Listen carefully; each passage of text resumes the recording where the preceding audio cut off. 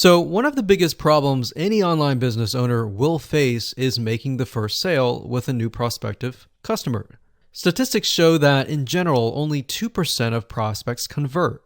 Now, the other 98% leave and may never come back to your website. This means that any money that you've invested into getting people to visit your website has been lost. And that can actually quickly add up to a lot of wasted money. Now, if we take a closer look at these statistics, the big question becomes, why do online shoppers leave without paying or taking some sort of action? Now, although there are maybe hundreds of reasons why a potential customer may not take action or make a purchase, these 5 are some of the most common. Number 1, they are presented with unexpected costs or they can't afford it. Number 2, they thought the price was just too expensive. Number 3, they found a better price elsewhere. Or number 4, they decided against buying. Or number 5, they were just browsing. You see, with such a high percentage of people leaving your site, each of course with their own reasoning, is there any way to get them back to your site without having to reinvest a ton of more money into getting new clients? The answer is yes. And this is what we call retargeting. Facebook retargeting marketing is gaining more and more popularity with website owners. And here's why. I'm sure you've run into retargeting ads that are targeted towards yourself. And let me explain how they work. Imagine if you go to google.com and you type in a specific item that you're looking to buy, say barbecue grills. Let's say this barbecue grill website owner sets up a Facebook retargeting campaign. You're interested, but you don't buy at the very moment. Maybe it's because you're busy, maybe because the price is too high, maybe whatever reason it is, you leave. Then you happen to go to facebook.com and see ads related to the site that you've just visited. You're intrigued and you come back and buy or take a specific action. You see, in this case, the retargeting ads sealed the deal that you would ultimately buy from them.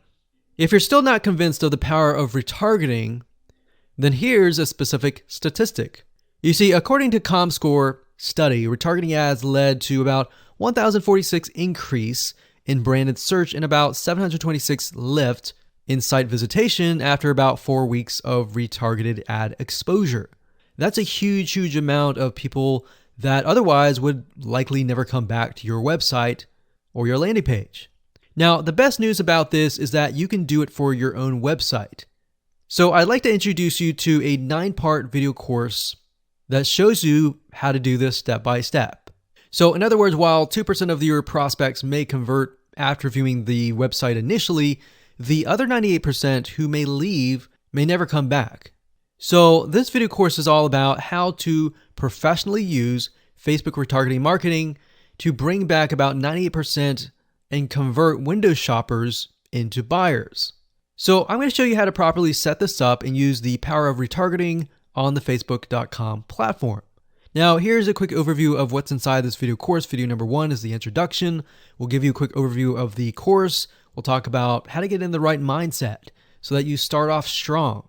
And then we talk about what tools and what things you'll need to have in hand to get started. Video number 2 is a visual mind map of the Facebook retargeting process. Before we jump in and show you how to set things up step by step, it's really good to get a bird's eye view or a general view of everything at once. So this is what this video covers. Video number 3 will talk about the visual mind map of real life scenarios. By giving you some real life scenarios or real life examples, what this does is it enables your mind to start moving, start jogging with ideas so that you can pick and choose which one you want to go with, and that you begin to understand the whole process of Facebook retargeting. Number 4, we'll talk about the Facebook Pixel, what it is, why it's important, and how you can use it. Video number 5, we'll talk about adding the Pixel to your website, whether you're using WordPress or ClickFunnels, Lead Pages, or any other landing page builder. Video number 6, we'll talk about Pixel variables and settings, otherwise known as standard events. Video number 7, we'll talk about custom audiences and of course how to create custom audiences in video number 8. And of course, last but not least, video number 9, we'll talk about retargeting campaign setup. So we're going to take everything that you've learned up until this point and set up a campaign to show you how to implement and embed the custom audiences within that retargeting campaign. So if you're interested in how to create your own highly successful Facebook retargeting campaign, with that said, everything you need to know is right here inside this video course. Hello and welcome back. This is video number 7. Let's talk about custom audiences. Now, when I showed you the visual mind map of how everything works and the different scenarios, we talked about custom audiences being an ad targeting option that lets you find people who either took an action or either didn't take the action that you wanted. So as you can see here, according to Facebook.com, a custom audience is an ad targeting option that lets you find people who already know your business on Facebook. So with that said, to get here, all you have to do is up the top, click this, and then click audiences. And then you'll see a drop-down menu that says create custom audience, and you want to click that. Now you will see an option on creating a lookalike audience, but that's not what we're going to do. You don't really want to create a lookalike audience until you have run enough Facebook ads and you've collected a certain amount of data to know that the lookalike audience is correct. So what is a lookalike audience? A lookalike audience, according to Facebook, is, let's say we run 1,000 people to an opt-in page. And out of 1,000 people, we have about 100 people who opt in. Now, out of the 100 people that opt in, we want to figure and reach similar people based on the 100 people that converted. So what you can do is you can create a lookalike audience with Facebook. And what Facebook will do is it'll go out into the database and find people that are very similar to the people that have opted in. Now, that is super powerful. No other platform can do that. So what you're really doing is you're tapping into Facebook's database according to the data that you have found and comparing and finding people that are similar. You could do that with a purchase. Maybe you have 1,000 people that visited a sales page. And out of those people, we have eventually 100 people that buy. So we want to find 100 people that are similar. So that's what a lookalike audience is. Now, what we want to do in this specific retargeting campaign is to create a custom audience. So these are the different custom audiences that you can create. Now, I'm not going to talk about how to create one just yet. We'll talk more about that in the next video. But as you can see here, as far as custom audiences go, you can find, let's say, for example, an email list of your customers or your subscribers and upload them here. And then you can retarget them. So maybe somebody opted in for a freebie. You could upload that here and you can retarget them and try to get them to purchase a product that might be similar to what they signed up for. So even though they fulfill the action of signing up and giving you their email address, you can still retarget them. They're still potential buyers. Website traffic, you can create a custom audience based upon people who visit your website. So we could say anybody who visits our opt-in page or anybody who visits our blog posts, we want to retarget them. It doesn't have to be that. It can be people who opted in and who saw the next page. Or maybe they clicked a button and they saw a next page. It doesn't matter what page it is. You can do any page that you want. As long as the Facebook pixel is on it, you can track it, you can create a custom audience. Now, app activity is something that most of you will likely not use. You can create a list of people who launched your app or your game or took a specific action. Offline activity, you can create a list of people who interacted with your business, your in-store business by phone, by offline channels, and all that. For engagement, you can create a list of people who engage with your content on Facebook or Instagram. Now, most of you are going to use the customer file or the website traffic. Very, very few people actually use the app activity or the offline activity unless you have a local business. So one of these two, most likely you're going to start out like this if you don't have a list. So you'll start here. So now that you understand the different types of custom audiences that you can create, without overwhelming you, let's move on to the next video and we'll talk about how to create the custom audiences correctly.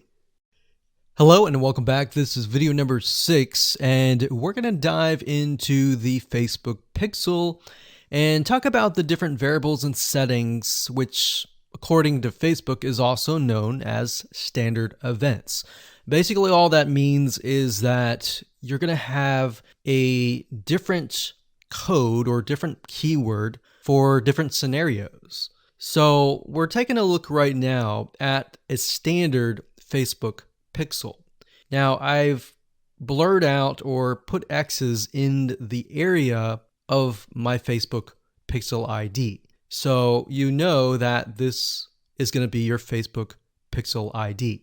Now, if you go to facebook.com and you look for their standard events, you're going to see a list of different event codes. So you can see add to cart. This can track anytime somebody adds an item to the cart. So if you're selling maybe physical items or e-commerce or even digital items and they add it to the cart, you want to use the standard event code here. And what that means is you are going to take this code and put it in your Pixel code, and then you're going to put that code on that page. You have another one called add payment info. This tracks when the payment information is added in the checkout flow. So you're going to add that to that specific page. Now, some of these will relate to you, some of them will not. So you can see complete registration. This is great for if somebody is trying to fill out a form and you're trying to get them to fill that form out and you want to track, did they fill that form or not? If they didn't, then this code would not be triggered. If they did, then of course they would land on the page after they fill out the form and you would put that code on that page. We can see contact, which is if they went to a contact page and they contacted you, you could put that on the code and on that specific page. So as you can see, there are tons and tons of different standard events that relate to different actions. So we have donate, we have find location, we have initiate checkout, we have lead. Lead is whenever somebody signs up on your email list. Or they could be a form submission. They could sign up for a trial. They could land on a specific page where you would deem them to be a lead. And you would use that code right here. And then we have purchase. They also have a code for that and a value. So if you're using USD in the United States of America, and you would put the number here. So if it was $47, you would put 47.00 USD. If you were not using USD and you were using your own country's money symbol here, it could be Canadian, it could be AUS for Australia, you could put that here. And then we have schedule, we have search, we have start trial, we have submit application, we have subscribe, we have view content. So view content could simply mean they're viewing a special piece of content. So it could be something like the blog post, right? So we could send them to the blog post. You would make sure that the Pixel code has this specific code in it. So why don't we go back to the Pixel code and let me show you what you need to do. So let's say, for example, view content. So you're going to highlight this, click copy, and then you're going to go back to the Pixel code here. And the only item that you want to change is this item here. So where it says FBQ, parentheses, track, comma, page view, we're going to remove that and then we're going to put that here. So in this case, it's view content and page view is going to be removed. So what we're going to do now is we're going to take this code and put it on the special piece of content page where we want to track it. Now, if it's a lead, we simply remove this and type lead. Now, when you run your Facebook ad campaign, what's going to happen is in the campaign, you'll see these keywords. So you can also put your own keyword as well. And it's going to tell you the keywords, how many people visited it, and all that. And you yourself will know, okay, so this many people out of 100 people came, 10 people, 10% became a lead. So you'll see leads 10. And that will give you an idea of what is actually converting. So let's do something else. Let's go back up here and let's do purchase. So we're going to copy this. We're going to go back here. And instead of a lead, we're going to copy and paste this here. This is track purchase value. Let's say it's $47, and that's all you need to do. And you're going to need to take this piece of code and put it on the page that they see after they purchase. So whatever page that they are sent to or redirected to immediately, you need to put that piece of code on that page. Now, let's say, for example, that we have a funnel and the funnel is an opt-in page. So in that case, the opt-in page is going to have a pixel code, and the track will be something like this.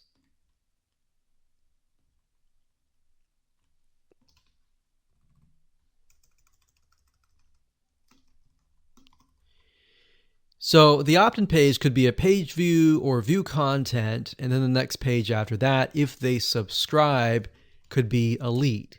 So throughout your funnel, you have different steps, you have different pages, and on those different pages, you'll have different pixel codes. Now, while that might seem a little bit complex right now, it really isn't. It's a matter of just changing the keyword and putting the code on the right page. And then, of course, using the Facebook Pixel Helper Google Chrome extension to go back to the page, make sure that pixel is on the page, and it'll tell you if the pixel is on the page and specifically what it is. So if it's a lead, it'll show a lead. If it's a purchase, it'll show a purchase. And it really is quite easy once you get the hang of it.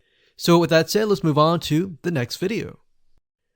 Hello and congratulations, you've reached the end of this video course. This is video number 9, and we're going to talk about how to set up your Facebook ad and then set it up so that you are targeting the custom audience. It's actually very easy to do. All you have to do is simply go to your ads manager, create a ad, and then you'll see this screen. Now, as I said before, Facebook likes to change up everything oftentimes once a month, or if not more. So you may not see this screen at all. You may see something totally different. But as of now, it says, how do you want to create your ad campaigns? You can create complete campaigns with all the details now, or you can simply set up your campaign structure and fill in the details of your ad sets and ads later. So in this case, we're going to do this. And then, of course, you have the campaign, you have the ad set, and then, of course, you have the ad.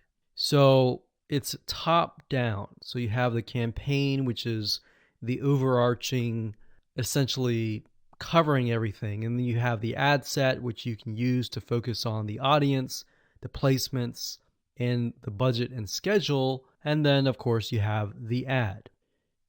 So as you can see here, the custom audience will be chosen under the ad set level. So at this point in time, you're going to want to choose an objective. Either you're trying to brand yourself and you're simply going to drive people to a blog post and that's it. Or you can use traffic, engagement, app installs, video views, which is great for videos, conversions, catalog sales, or store visits. Now, like I said earlier, most of your objectives are going to be traffic. So we're going to go ahead and click this here. And then, of course, we're going to name the campaign. We'll call it retargeting test 1. You can split test, you can do budget optimization. We're not going to do any of that. We're going to keep it simple. Now, as you can see here, this allows us to focus on a specific demographic. So we've got traffic, we scroll down, and this specific area allows us to choose the custom audience. So as you can see here, custom audiences, you simply click here and you will be able to choose the custom audience. Now, I'm not going to do that now because I've got several custom audiences in there, but you just click here and then choose the custom audience. And it's really that easy. Now, location allows you to specify a specific location. So if you want to do custom audiences, anybody who visited a specific page, but is also located in the United States and is within the age bracket of, let's say, 20 to 30 or even 60, and we only want to focus on men or women, and we only want to focus on a specific language, or we want to do all. So as you are changing these items here, you're going to see a little meter on the right hand side. And this will give you an idea of your potential reach or how many people you will be able to reach. Now, if it's a custom audience, most likely that number is going to be lower. And just bear in mind that if you just started your custom audience, sometimes it takes time and for Facebook to collect enough data for it to actually populate. So sometimes you may not even see it say potential reach 1,000 yet because it's still populating and you're still gathering enough data.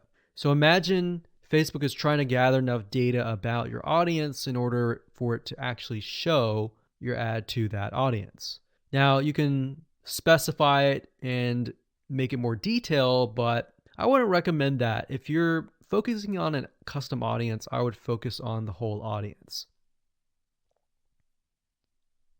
And then of course you have placements. We just choose automatic, and then the daily budget, usually a good start is $5. You can run the ad set continuously starting today, or you can set a start date and an end date. And there we go. So all of the ad set level is focused on custom audiences, the targeting, and all of that. And then of course, when we move to the ad level, that is when we begin to create the ads, the graphics, and all of that. But I really wanted to focus primarily on this so that you can see where you're supposed to choose the custom audience. So you can only choose, in this case, you can choose several custom audiences, but you don't really want to, because you want to make a Facebook ad that is focused on a very specific person. And that's really all it is. And as you can see, it's not hard to do. Hello and welcome back. This is video number 2. And in this specific video, we're going to show you a bird's eye view of how Facebook retargeting works. So you may have a general idea of how Facebook retargeting works, but my goal here is to kind of give you a visual mind map of how all the pieces connect together. Because if I jump in and start showing you to do this, to do that, and I don't explain what things are and why things are important, I know that you will get confused, and I don't want to overwhelm you, so that's the goal here. So let's dive in. Obviously, this is going to be the visitor, and the visitor comes to a website, a landing page, whatever page that you want. Let's say that it is a blog post, and it could be a specific blog post. It doesn't matter. So they visit this blog post, and on the blog post, in order for us to know that they visited the blog post, there's going to need to be a piece of code. And that piece of code is called a Facebook pixel. Now, I'm not going to talk about that right now, but all you need to know is that the Facebook pixel tracks them. I'm going to talk briefly about the Facebook pixel later on because it can get kind of technical. So all you need to know right now is a piece of code that tracks them. It lets us know that they have visited this particular blog post. Now, bear in mind that if you want to learn how to set things up with different scenarios. What do you do with an opted page? Or what do you do when you're trying to get somebody to fill out a form? Or what do you do when you're trying to sell a product? Well, I'm going to talk about different real life examples in the next video. All right, so just keep that in mind. Let's just talk about the basics.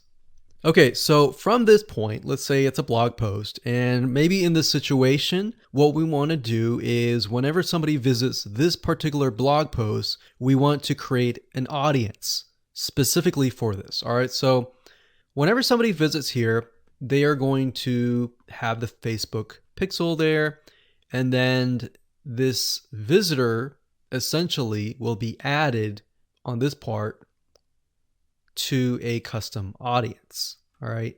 And don't worry, we're going to explain all of this later on. Now, this custom audience is going to allow us to say, okay, anybody who visits this page is now added to this audience here. Now, why do you need an audience?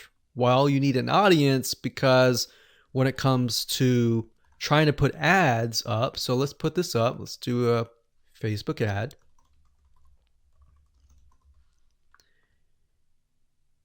We have to find a way to show this ad to this audience. So obviously from the custom audience here in the Facebook ad here, directionally, we are going to show the Facebook ad to anyone who visited this blog post.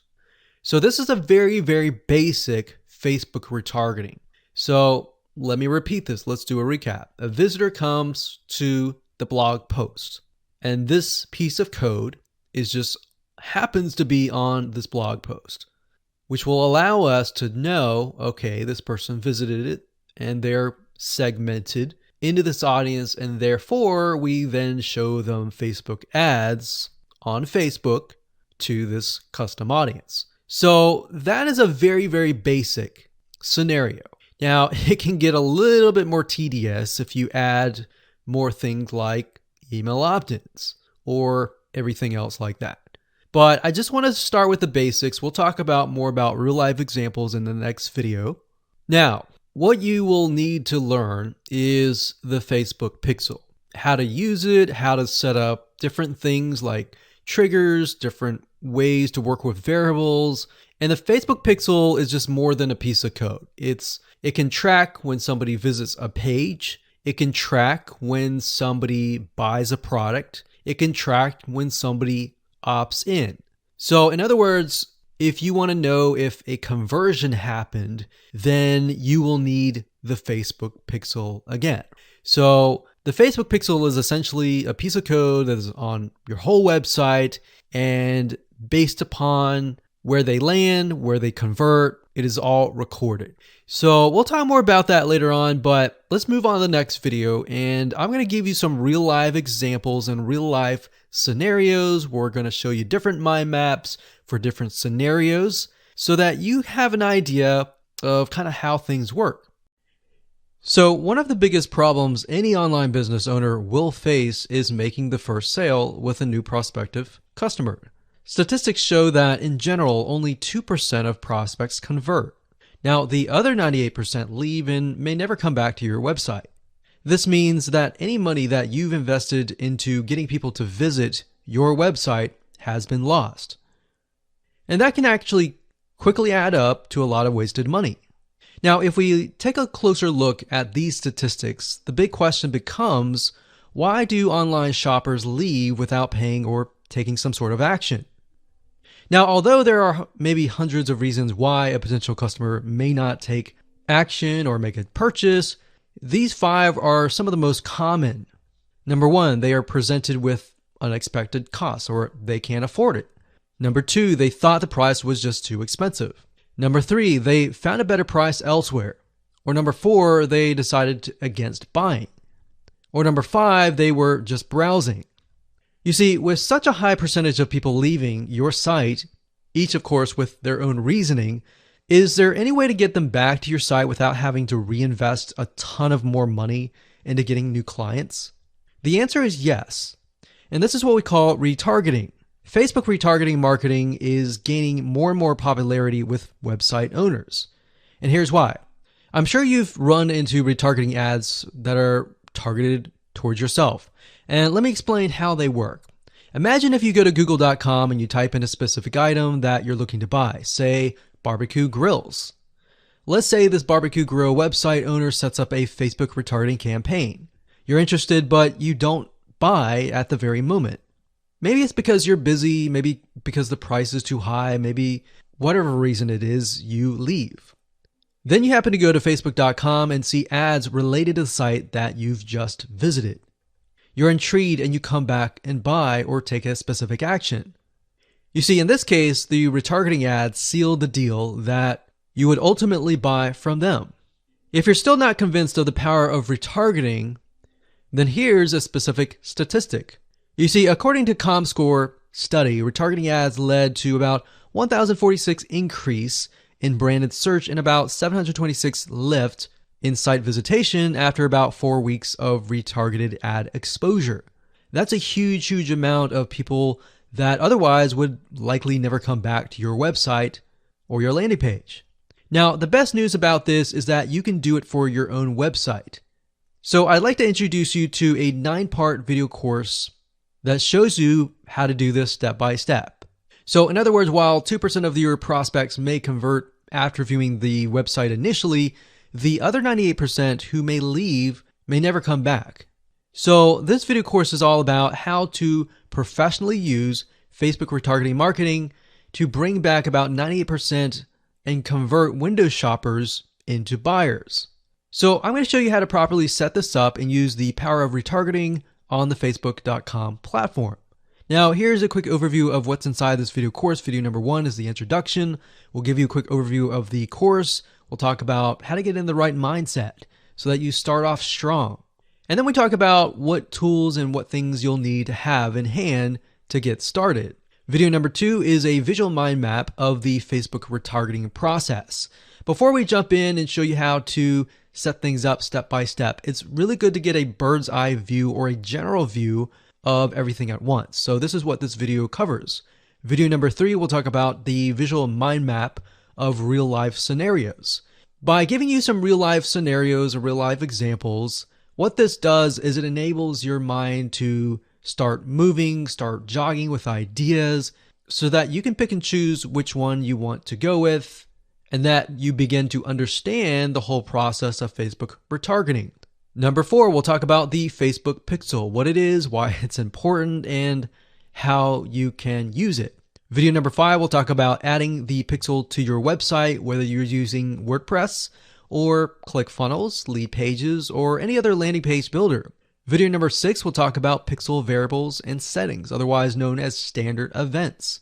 Video number 7, we'll talk about custom audiences, and of course how to create custom audiences in video number 8. And of course, last but not least, video number 9, we'll talk about retargeting campaign setup. So we're going to take everything that you've learned up until this point and set up a campaign to show you how to implement and embed the custom audiences within that retargeting campaign. So if you're interested in how to create your own highly successful Facebook retargeting campaign, with that said, everything you need to know is right here inside this video course. Hello and welcome back. This is video number 5, and we're going to talk about how to add the Pixel code to your website. Now, it's really going to depend on what kind of landing page creator you use, what kind of website platform that you use. So for example, WordPress is going to be a little bit different. I'm going to show you a WordPress plugin that you can use. If you're, say, for example, using a HTML website page builder or ClickFunnels or Leadpages or OptimizePress or any other type of landing page builder, you need to make sure that the pixel is on every single page of your funnel because you're going to want to track everything from start to finish. Or you just want to put the pixel code on the pages that you want to track. For example, the pages where they initially visit, the pages where they convert, the pages where they don't convert, and so forth, so that you're able to kind of get a bigger bird's eye view of what is happening, what people are visiting, what people are not, and all that. So if you click on the install pixel code in Facebook Manager, then you'll see this page. Now, like I said, it can change, but basically what you need to do is it says locate the header code for your website. So what you're going to look for is the head tags, and you're going to put the pixel code within these tags. So like I said, it's going to differ based upon what kind of platform you use. But the majority of times, if you are using something like Lead Pages or ClickFunnels or something similar, then they will typically give you the option to add some sort of code to the head tag. So that's actually very easy to do. Now, when it comes to something like WordPress, you will want to add this code to a plugin. You could do that, or you could add it to the header.php template of your WordPress theme. So I'm going to show you different options that you can take, 2 different options for a WordPress site. But of course, if you're not familiar and this is a little bit overwhelming, you can always get a web developer to do this for you. It's really not hard to do once you understand the concept. So now let's talk about the WordPress plugin that we highly recommend that you use. We actually use this on a lot of our WordPress sites, and it's a free plugin. If you go to wordpress.org/plugins/pixel your site, as you can see here, or you can simply come here, click on plugins, and type that in here. That's fine as well. But this plugin is very useful, and it allows you to add your Facebook pixel to certain pages of your WordPress site. So it's a matter of just simply installing the plugin, grabbing your pixel code, and adding it to the settings area. So it's very, very easy if what we talked about before, it seemed a little bit daunting. Now, once you have everything installed, the next thing you're going to want to have is you're going to want to install a Google Chrome extension called the Facebook Pixel Helper. And the reason why you want to install this is because you want to make sure that the web pages that you're inserting into Facebook actually have the Facebook pixel. You definitely don't want to assume that it is installed and set up your campaign, pay the money for the Facebook ads, and realize, oops, it's not there. So this is another free plugin for Google Chrome. And if you're using other things like Safari or Firefox, you can probably go and Google Facebook Pixel Firefox or Facebook Pixel Safari. But for Google Chrome, this is what we use. And all you have to do is install it. And as you can see down here, you're going to see this icon. And any web page that you visit in your funnel, if you click that, it should say that the pixel has been found. If it has not been found, you either need to reinstall it, showing what we talked about earlier with the WordPress plugin and all that, or even just hiring somebody who knows how to do that. And it's really not that hard. But this is going to make your life a lot easier. So again, go to Google, type in Pixel Helper Chrome extension, and you'll get this right here. And that's really all you need. All you need to do as a recap is, number one, install the pixel in the head tags for any web page that you want. And number two, get this Chrome extension so that you're able to test and make sure that you've installed the pixel correctly.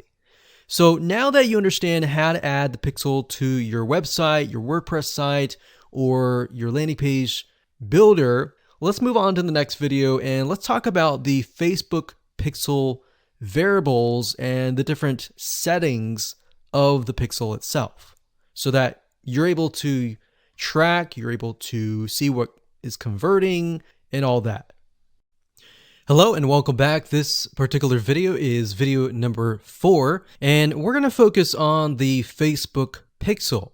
So we briefly talked about that earlier, but before we dive in, I want to say that you will need to have a Facebook business account. So to do that, you'll need to go to business.facebook.com business.facebook.com. That's business.facebook.com. You'll need to create an account so that Facebook knows that you have access to certain ad accounts.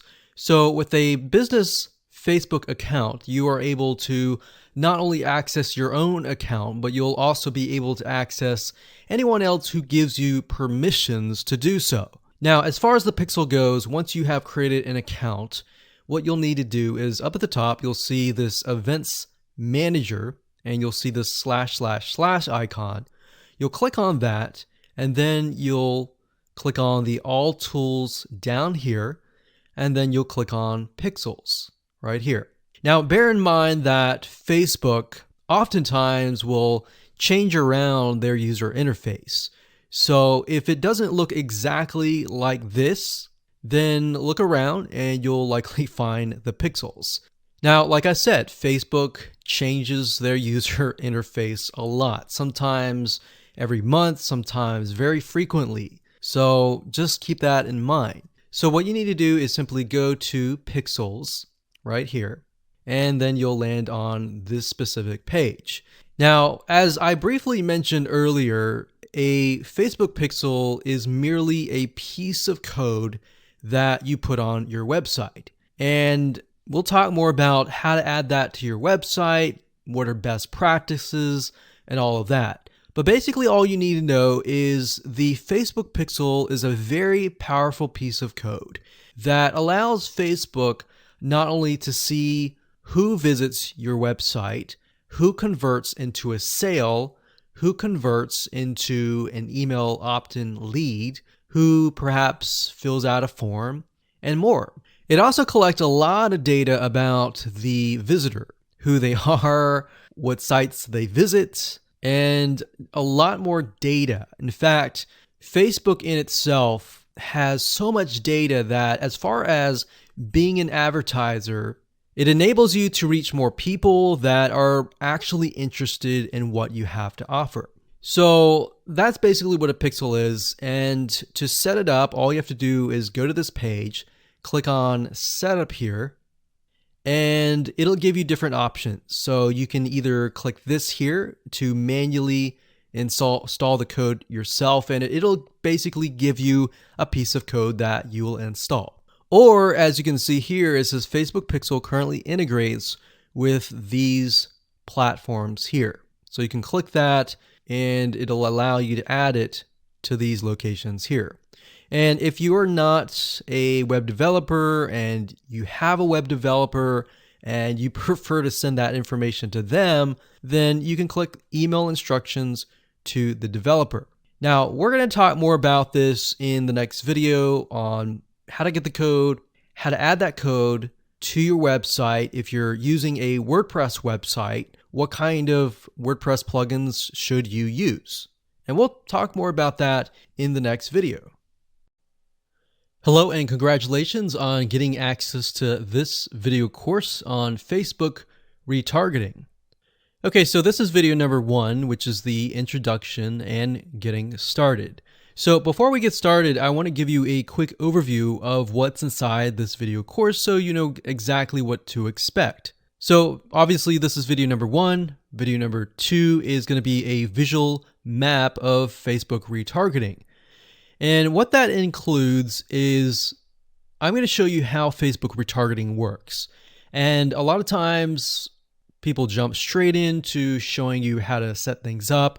But unless you really understand how everything fits together, what connects to what, and all of that, it's really going to become confusing. Because if you set things up like an email opt-in retargeting campaign or a blog post campaign or a purchase retargeting campaign, every one of those is different. So once I show you the basics via a visual map, that's when we show you some real life examples in video number 3. Of course, in video number 4, I'm going to talk about the Facebook pixel, what it is, why it's important, and how it's used. And of course, from that point, we'll move to video number 5 and talk about how to add the pixel to your website, whether you're using WordPress, ClickFunnels, Lead Pages, or any other landing page builder. Video number 6, we'll talk about pixel variables and settings, otherwise known as standard events, such as how do you tell Facebook that somebody has landed on your page, somebody has converted into a lead, somebody has added the product to their shopping cart. Maybe you want to find people who have added things to the cart but have not yet purchased, so that you can show an ad to them, remind them that they are interested in that purchase, and perhaps give them some sort of discount as well. Video number 7, we're going to talk about custom audiences, which are essentially lists or segments of people that you have targeted. And when you create your Facebook ad, you can then target that specific custom audience and show that specific ad to that audience. And then, of course, in video number 8, we'll have some practical application and show you how to create these custom audiences. And of course, last but not least, video number 9, we'll talk about retargeting campaign setup. All right, so let's talk about mindset, because I'm a big believer of having the right mindset before you get started. I want you to realize that you're not going to make a sale. You're not going to get leads right away just by setting up a Facebook retargeting campaign. Converting visitors really does take time. And to be realistic, sometimes 12 to 17 times of touch points, meaning you have to get in front of them 12 to 17 times before they will buy. So I want to make sure that you don't expect an immediate action or an immediate sale. Now, to get started, you're going to need these things. You're going to need to have a Facebook ad account. And in doing so, you'll also need to have a Facebook business account. And you can go to business.facebook.com to get access to a Facebook business account. Now, having a business account is separate from the Facebook ad account. You'll obviously need money for ads, realistically at least $500 or more. This is not free by any means, but it's a great way to test things and find results right away. You'll also need to have an idea of how you are selling your product or service in terms of your website, in terms of your funnel landing page setup, meaning how many pages do you have in your funnel? Do you have 3? Do you have 4? Do you have 5? How many? So you want to have an idea of that before you get started, because it'll start to make sense once I show you around. And of course, you'll need to have some sort of mind map or flowchart software. And the reason for that is it will help you be able to map things out, map your own plan of attack out, so that you will be able to successfully implement everything that we're teaching you. Welcome back. This is video number 3, and as promised, I am going to give you some real live examples of different scenarios so that whether you're trying to build a list, or whether you're trying to sell a product, or whether you're trying to just brand yourself, different scenarios call for different setups and different types of campaigns. So we talked about the blog post earlier, and that's fairly simple. But let's say, for example, that you want to build a list. How do you set things up? All right. What if they don't opt into the list? How are you going to retarget them to get them to sign up for the list? So what you really have to do is you have to get an idea of what you want to achieve. What action do you want? Do you want an email? Do you want a sale? Do you just want to brand yourself and expose people to your awesome content? And there are other different scenarios as well. How do you get somebody to fill out a form? So how about we cover those right now? So let's do opt-in list. So let me jot this down so we don't forget. So we're going to cover next. So we covered blog post. We're going to cover email, opt-in, a sale, and perhaps a branding. Yeah, blog post is actually branding. So branding. Now you could go further and show them ads of other related content as well. You could do that. But the goal here is to try to keep things simple. All right. We don't want to get too complex because, believe it or not, Facebook ads can get very, very complex. Funnels can grow and be extensive as possible, but let's keep the things simple. So we got a sale. Well, let's do perhaps a form. So you have to think, what is the intention or the goal? So the goal with an email opt-in is to get an email address. The goal of a sale is to obviously get someone to spend money. So getting somebody to pay. So get someone to buy. And then with the form, you want somebody to fill out the form. Now you also have to think, okay, what happens when somebody completes the email? What then happens? How do you convert? And how do you track that conversion? So you don't show a Facebook ad to somebody who has bought, right? So it's kind of an if, then, else. If this happens, then this happens. If this doesn't happen, then this happens, right? So let me explain. Let's do an email opt-in. All right, somebody comes to a landing page. So we'll call this the email capture page. And then, of course, there's going to be a Facebook pixel on this email captured page. Now, I'm going to remove these because it's going to get a little bit longer. And I'm going to delete this. I'm going to actually copy this back, but we're going to move this over here. So if they fill out the email, what is after that? All right.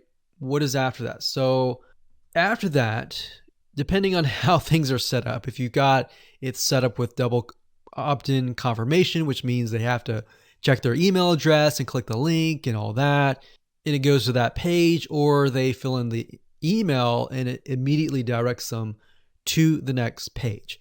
Whatever the page is, we'll say page 2. This could be where the freebie is located. And you're going to need to have another Facebook pixel on that page, right? So if you think about it, the Facebook pixel needs to be on this page. Now, the only reason why we would want to show a Facebook ad is if they came to the email capture page, but they did not give us their email, right? In other words, if they did not fulfill the action, then you need to show a Facebook ad. If they did fulfill the action, you don't need to show the Facebook ad, unless, of course, you're selling a product. But like I said, let's keep it simple. So from this point, they either give us the email and then they land on this page. And this Facebook pixel will need to, we'll call it a conversion, and it will need to let us know if it actually converted. Now, if they did not, so we'll put over here,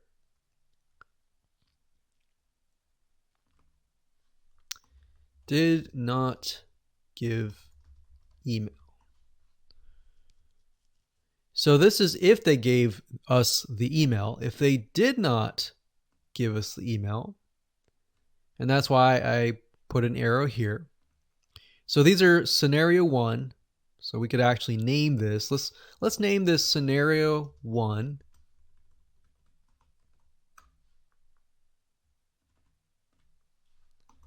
In scenario 2. And obviously scenario 2 doesn't have a page or anything. It's just merely they exited this specific page.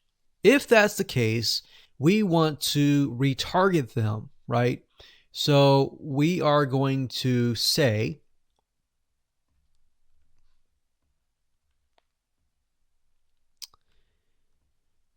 if they did not give us the email, then we're going to put them into a custom audience.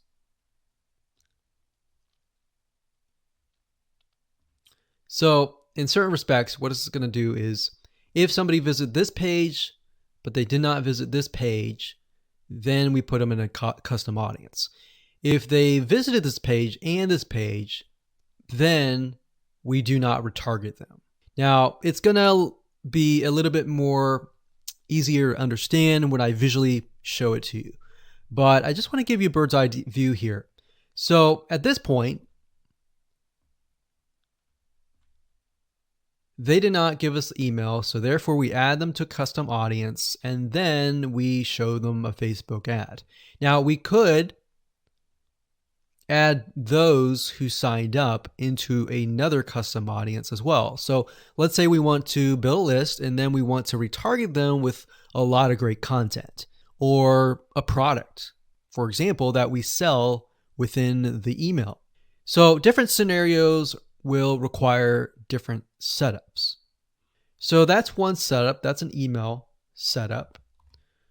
So not only are you setting things up for if they fill out the email, but if they do not fill out the email. So the next thing we have is a sale.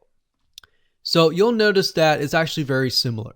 If a visitor comes to a page, and this page can be the sales page, and of course we pixel them, and then they either buy or, so scenario,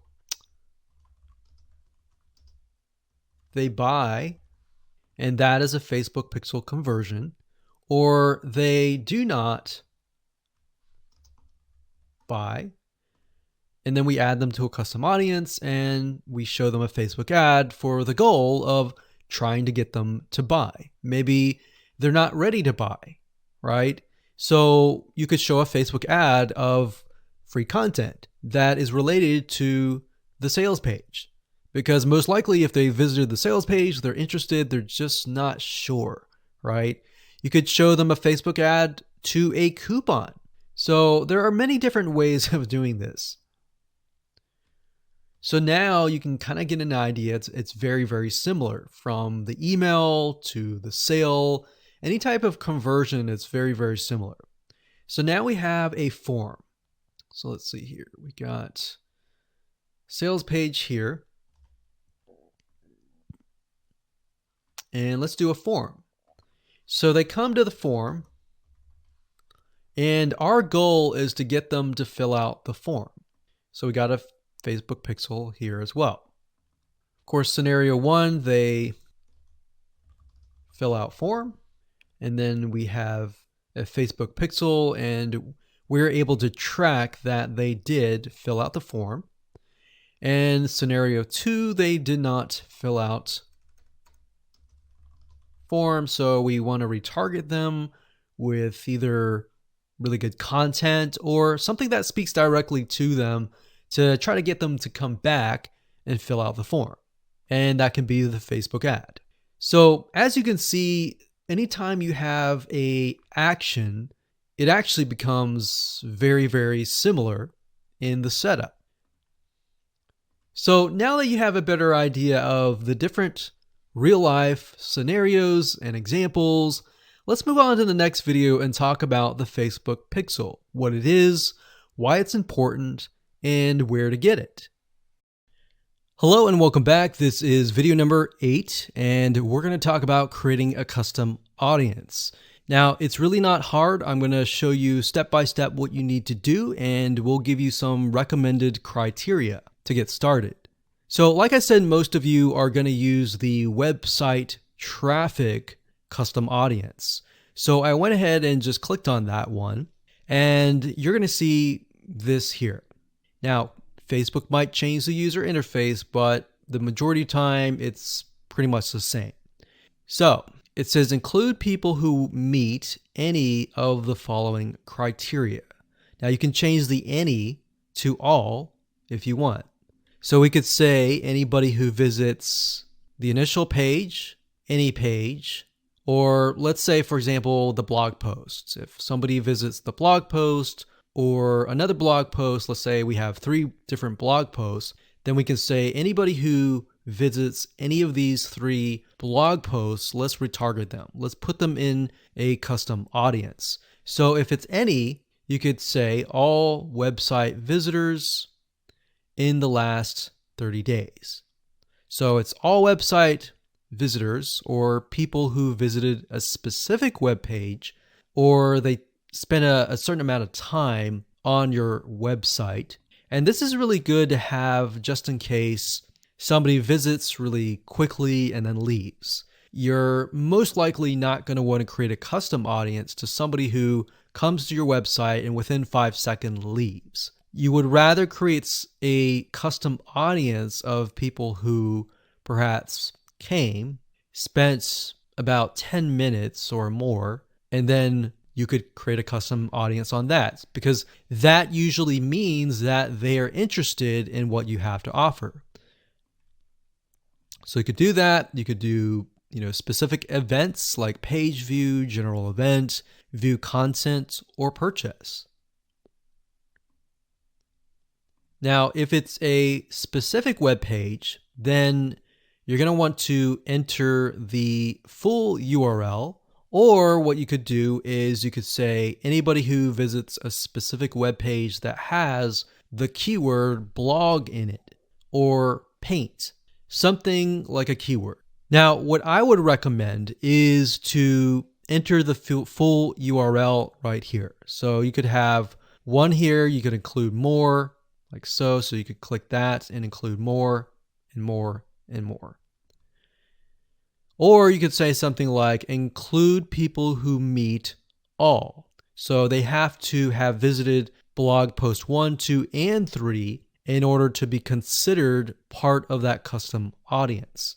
Now, what we found over the years is the more specific, the better. If you can get a custom audience for a very specific page, then when you create a retargeting ad, you will be able to talk to them very specifically. It becomes a problem when you become too general and the Facebook ad is too general and it doesn't really meet the specific needs of that visitor, if that makes sense.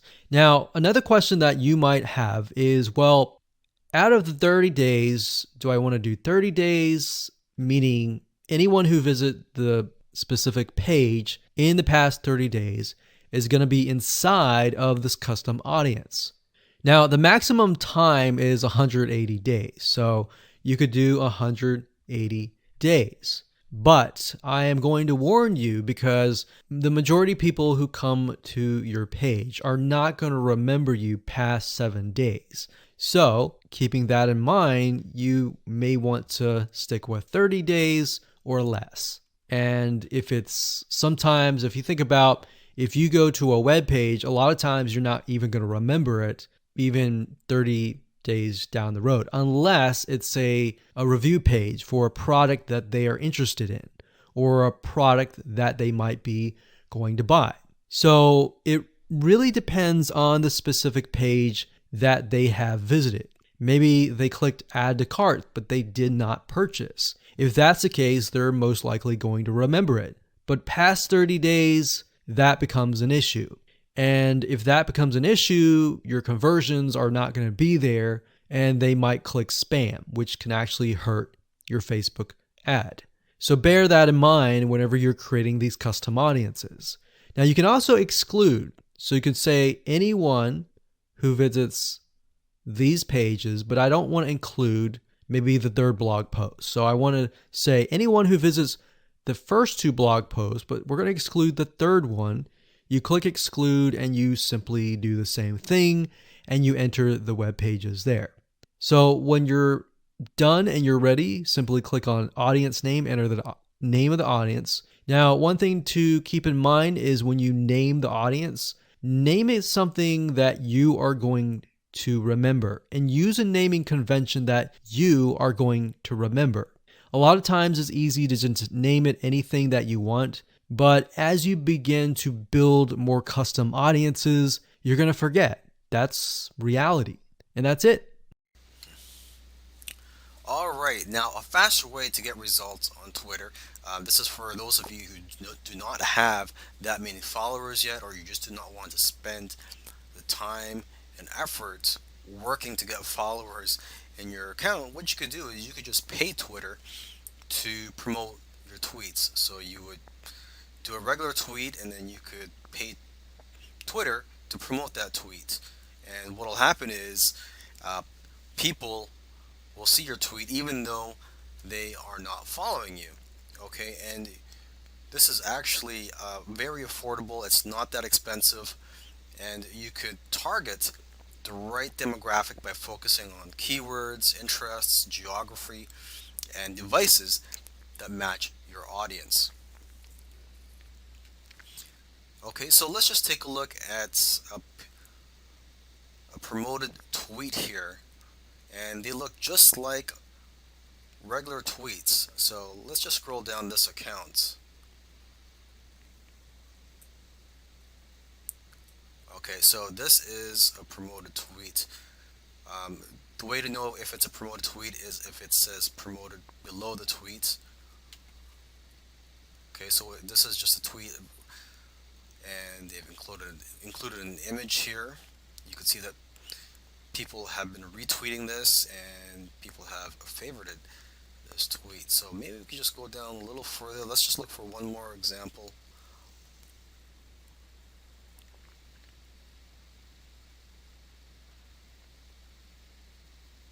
Okay, so it says promoted. So here is another tweet.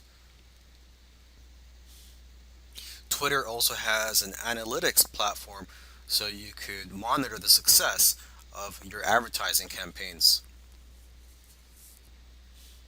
And what I recommend you do actually is to split your budget 50-50 between users on mobile devices and desktop, so you could figure out which is more effective for you, what's working for you, and so you know where to invest your funds in the long run for your advertising campaigns. In order for your tweets to be seen, you have to have followers. So it's pretty obvious that the more followers you have, the more exposure that your tweets will get. So it's very important to get as many followers as you can so that you'll get more exposure. So on this account here, I have several Twitter accounts. This one I have 6,584 followers. But as you can see, I'm also following around 5,800 people on Twitter. So basically, the trick is to follow as many people as you can, people that are in your niche, the people that are interested in what you are selling or marketing. Follow as many people as you can, and because what happens is a lot of people that you follow will follow you back.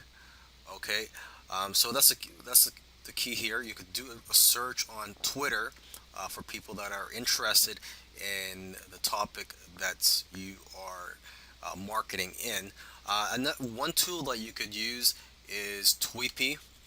This will make it a lot easier to follow people, and I believe you can also automatically follow people if you have a paid account with them. I'm not sure about that because I don't use Tweepy, but I have heard of other Twitter marketers using this tool. So this is one that you may want to look into. Um, the other option for you is just to do it manually, just to follow as many people as you can in your Twitter account. According to some sources, tweets that have hashtags get 2 times more engagement than those without hashtags. And if you get more engagement, you'll get more visibility and you'll get more clicks on the links in your tweets. So remember to use hashtags. Now, if you're not familiar with hashtags or you don't know what they are, let's just look at some examples here. I'm just going to scroll down this Twitter account, look for some tweets that have hashtags. So here's one that has a hashtag, SEO horror stories. And as you can see, there's a hashtag in front of there. And basically, people that are searching for that type of content are more likely to find your tweets if you put a hashtag in front of the subject. Now, a good place to find popular hashtags is at hashtags.org, and here you can find what the popular hashtags are, and you can get some ideas on what you could use for your tweets. it's very important to include call to action in your tweets. For example, you could ask your followers to retweet, you could ask your followers to favorite it, or you could just simply ask people to click on the link in your tweets. Now, I do highly recommend you ask people to retweet because when people do that, you'll get more exposure. Okay, because now it's not just your followers that are going to see your tweet; it's also going to be the followers of the person or the people that retweeted your tweet. All right, so let's just do a couple of examples here. I'm just going to type down a tweet message here. And here's a very simple one. If you're in the health niche, weight loss niche, you could say something like, if you want to lose weight this summer, retweet. I will try my best to help you out. Okay, another one, if you want to get more creative, let's just say you're in um, the sports niche, particularly, say, the basketball niche. Okay, and let's say it is the playoffs. Cavs are playing the Clippers. You could say, who do you think is going to win tonight?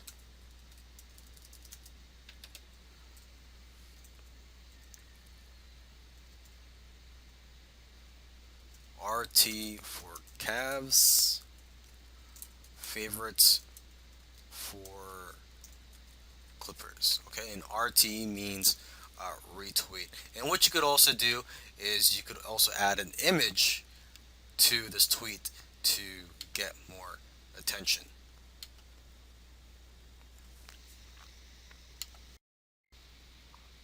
The problem with Twitter is that there are so many people tweeting that your tweets may get lost in all the other hundreds or thousands of tweets there are per day. I don't know how many tweets there are per day, but the problem is when if you are following hundreds or thousands of people, if Mr. Joe Smith sends out a tweet, it's possible that you may not even see his tweet because his tweet will get buried down along the list of tweets. Because whenever someone tweets, the newest tweet shows up at the top of your Twitter account.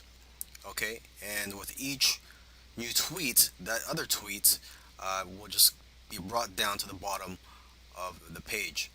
So you may not see everybody's tweets, and your tweets may not be seen by most people.